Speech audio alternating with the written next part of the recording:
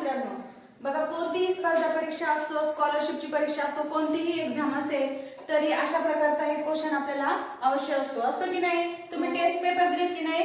तर त्यामध्ये अशा प्रकारचा एक क्वेश्चन हमखास येतो, म्हणजे त्रिकोण दिले जातात आणि त्याची संख्या मोजायला सांगितली जाते. तर बघा आता एक इथं आपण कन्सेप्ट क्लिअर करू. कन्सेप्ट क्लिअर करू म्हणजे काय, कसे मोजायचे त्रिकोण, त्रिकोण कसे येत असतात त्याच्यामध्ये, हे जर क्लिअर झालं तर तुम्हाला किती पण संख्या असली तरी पण तुम्हाला त्याचे त्रिकोण काउंट करता येतील. तर बघा आता इथे सिंगल त्रिकोण आहे, हा किती एक त्रिकोण आहे, हो की नाही? आता त्याचप्रमाणे इथे मी त्रिकोण मध्ये एक रेषा ओढली आणि त्याची त्रिकोणाची संख्या वाढवली. आता हा कसा ह्याच्यामध्ये किती त्रिकोण आहेत हे कसं शोधायचं? तर यामध्ये आपण काय करायचं, नंबर द्यायचा. हा एक त्रिकोण, हा दोन, आणि डायरेक्ट ह्याचं काय करायची, बेरीज करायची. एक आणि दोन बरोबर किती झाले, तीन. म्हणजेच याच्यामध्ये एकूण किती त्रिकोण असणार आहेत या फिगरमध्ये? तर एकूण 3 त्रिकोण असणार आहेत. आता त्याचप्रमाणे पुढची आकृती आहे, याच्यामध्ये किती त्रिकोण असतील बरं ते आता शोधूया. तर इकडे लक्ष द्या, इथे 1 2 आणि 3.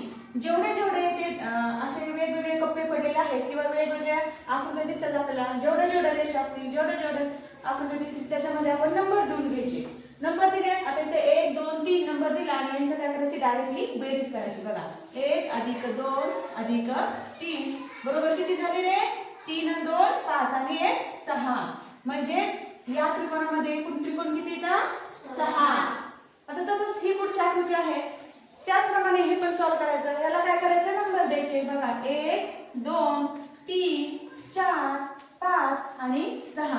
एकूण किती झाले तर 6. मग या 6ची बेरीज करायची. 1 अधिक 2 अधिक 3 अधिक 4 अधिक 5 अधिक 6. करा बेरीज याची. 6 आणि 5 11, 11 आणि 4 15, 15 आणि 3 18, 18 आणि 2 20 आणि 1 21. म्हणजेच या आकृतीमध्ये किती त्रिकोण झाले, किती 21 झाले. समजलंय ना? बरं, आता ही सगळ्यात मोठी दिसत असेल, हो की नाही? ह्याच्यात असं वाटत असेल खूप जास्त म्हणजे त्रिकोण असतील असं वाटतं की नाही? पण हे पण एकदम सोपं आहे.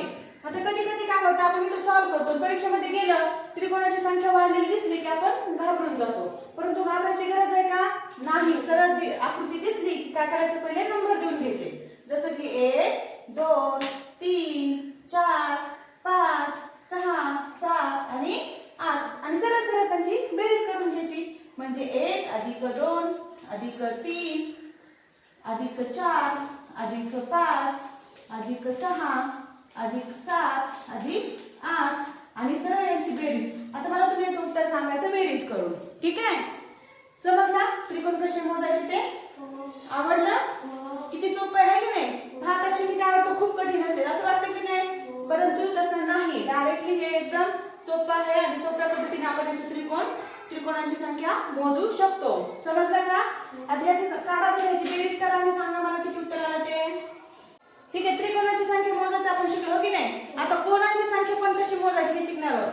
तर बघा आता इथे एक आकृती काढते मी, याच्यामध्ये किती कोण आहेत ते तुम्ही मला सांगणार आहात. ते शिकलाय का? नाही. अगोदर इकडे लक्ष द्या, मी एक आकृती समजून सांगते. आता या आकृतीमध्ये एकूण किती कोण आहेत असा प्रश्न येऊ शकतो. मग हे कसं सोडवणार? तर इकडे लक्ष द्या, जसं आपण त्रिकोणाची संख्या मोजली होती की नाही नंबर देऊन, त्याचप्रमाणे इथे पण आपण नंबर देणार आहोत. तर बघा 1 2 3 4 5 6 आणि 7.